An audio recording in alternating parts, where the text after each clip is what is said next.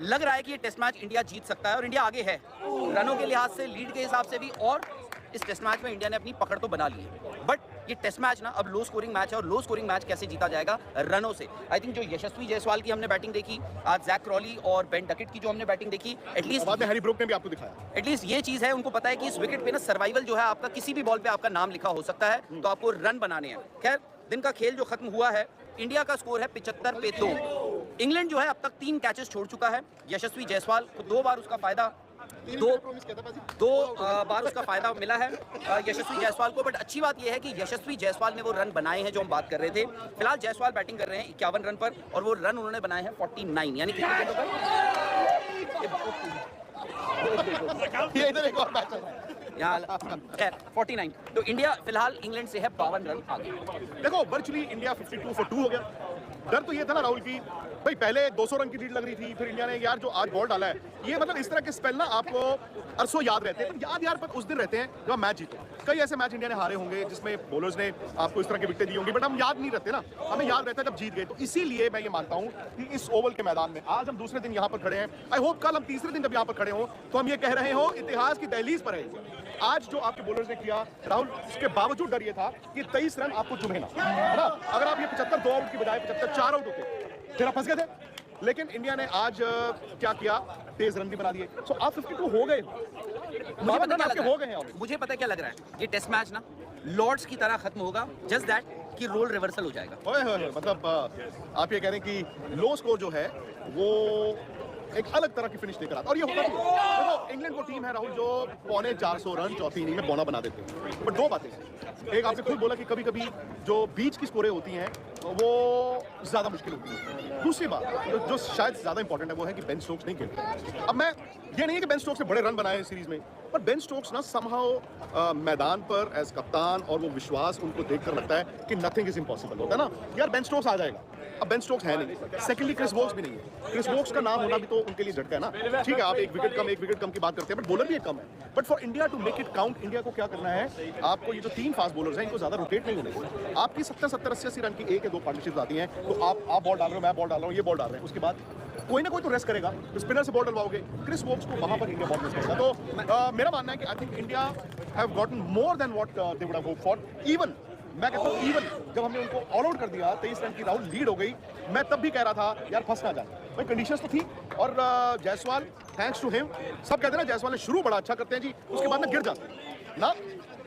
एक इनिंग है ये जायसवाल की 51, किस्मत उनके साथ है। क्या छूट रहे तो छूट रहे हैं, जायसवाल ने भी तो छोड़े थे, छूट रहे हैं। अब किस्मत आपके साथ तब होती है, कहते हैं ना कि फॉर्चून फेवर्स द ब्रेव, तो आई थिंक ये चीज भी जायसवाल के साथ है। अब बात वही आ जाती है कि देखो, अगर सुबह आप मुझसे पूछते जब इंडिया 224 ऑल आउट हो गया था, आपने 4 विकेटें खो दी थी, उस वक्त ये हुआ कि भाई दिन का मतलब शुरू हुआ है, पता ही नहीं चला कि खत्म कब हो गई इंडिया की पारी। उस वक्त अगर आपने मुझसे ये पूछा होता कि आज इंडिया इंग्लैंड को ऑल आउट भी कर देगा, 52 रन की लीड भी ले चुका होगा, हाँ 2 विकेट आपके गिर भी चुके होंगे, जो आपका एक ओपनर होगा जिसमें से केएल राहुल और दूसरा आपके साई सुदर्शन होंगे, मैं ना खुशी ले लेता उस वक्त 224 जब इंडिया ऑल आउट हुआ था।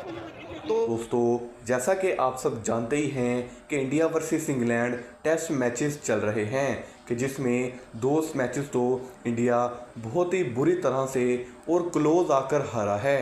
क्योंकि पिछले मैच में आपने देखा कि शुभमन गिल और जैक क्राउले के बीच लड़ाई हो जाती है, और शुभमन गिल ने काफ़ी गलत अल्फाज इस्तेमाल किए, और उसके बाद बेन स्टोक्स ने जो अगले दिन आकर शुभमन गिल, केएल राहुल और ऋषभ पंत को जो मज़ा चखाया वो सब ने देख लिया।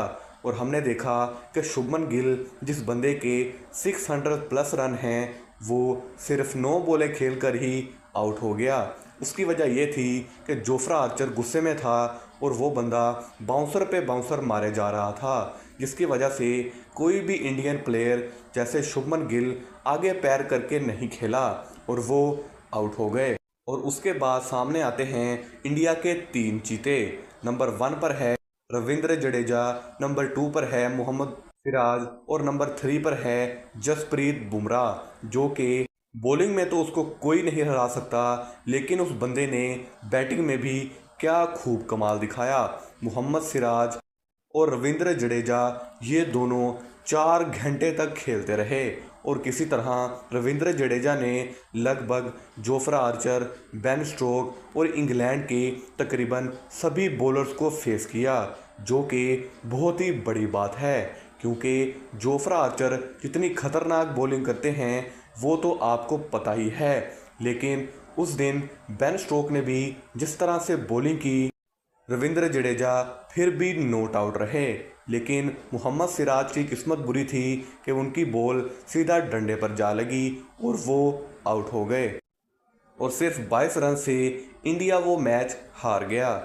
अब इस मैच हारने की बहुत सी वजह हैं, जैसे कि शुभमन गिल ने लड़ाई की, केएल राहुल और ऋषभ पंत ने जो ब्लेंडर मारा। केएल राहुल ने कहा कि मुझे लंच से पहले अपनी सेंचुरी पूरी करनी है, जिसकी वजह से ऋषभ पंत रन लेने के लिए भागे और वैसे ही वो आउट हो गए और उसके बाद केएल राहुल भी ज़्यादा ना खेल सके और ना उनकी सेंचुरी पूरी हुई और वो भी आउट हो गए। और तीसरे नंबर पर है करुण नायर, जो कि टीम में तीसरे नंबर पर ही खेल रहे हैं, जो कि ऐसी जगह है जहां पर ऐसे बैट्समैन को होना चाहिए जो कि मैच ख़त्म करने की ताकत रखता हो, जैसे कि सरफराज खान और साई सुदर्शन। लेकिन करुण नायर ने 20 दिसंबर 2021 को ट्वीट किया था कि dear cricket please give me another chance, और उन्हें चांस पे चांस दिया गया लेकिन उस बंदे के रन्स नहीं आए। हो सकता है कि करुण नायर को बाहर करके साई सुदर्शन को उसकी जगह ले आएं, क्योंकि साई सुदर्शन के रिकॉर्ड बहुत बेहतर हैं। वीडियो अच्छी लगी हो तो वीडियो को लाइक करके चैनल को सब्सक्राइब ज़रूर से कीजिएगा। मिलते हैं अगली वीडियो में, तब तक के लिए अपना और अपने प्यारों का ख्याल रखिए। अल्लाह हाफिज़।